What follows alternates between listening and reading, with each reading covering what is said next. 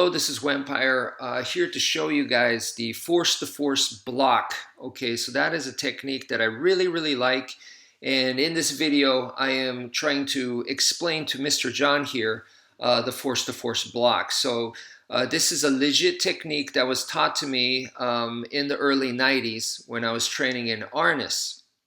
And this technique is not really focused upon for most Filipino martial arts practitioners and instructors. They usually don't focus a whole lot on this Force2Force block technique.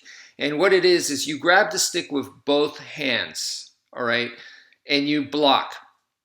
Now, when you block right there, you got to make sure that it's going to be high enough so that the stick doesn't catch you on top of your head.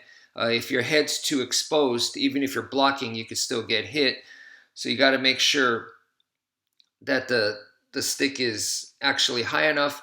And then the other aspect is just blocking alone isn't good enough, because the opponent, chances are going to be swinging with power at you. And when they do, there's going to be a follow through. So the follow through is where it could still get through and catch you. So I think that's the part that I'm about to explain. You see right there, that's the follow through. And even though he blocked the first part, the follow through would have hit him.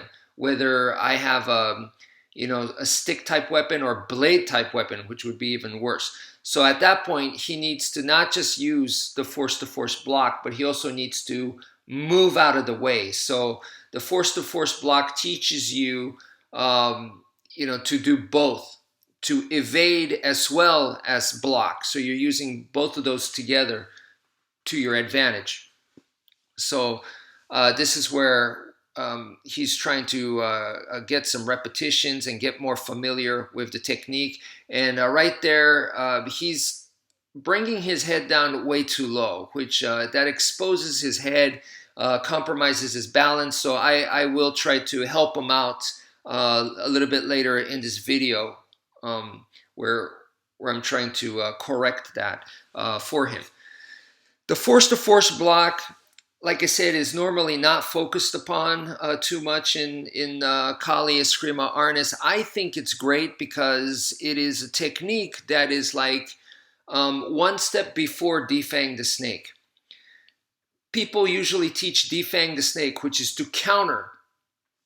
You are attacking the attack. And the thing about any kind of counter in martial arts is that's the part right here. This is where I'm teaching him, hey, you can't bring your head down too low because you're exposing the head. So this is where I'm trying to help him out with that. But yeah, counters are low percentage. They're very difficult to do. They're ideal. You want to counter, but they're hard to pull off. It doesn't mean you should throw them out of your arsenal, but it is important to be realistic as well. So if you have a tough opponent, it's going to be harder to do a counter. That's just the reality.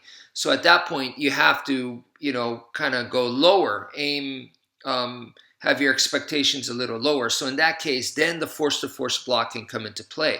The Force2Force block leads to your counter. It leads to defang the snake, because when you do the Force2Force block, you could easily be aiming, instead of the weapon, you could aim at the person's hand. So then that makes it into a counter. So you could use the Force2Force block as a counter.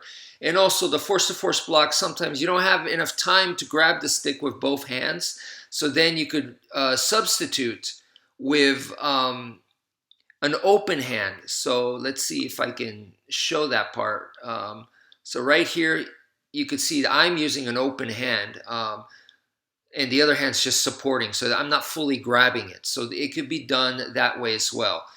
And that takes you, once again, one step closer to defang the snake. So that's what I really like about the Force2Force block. It helps me kind of know how to get to defang the snake.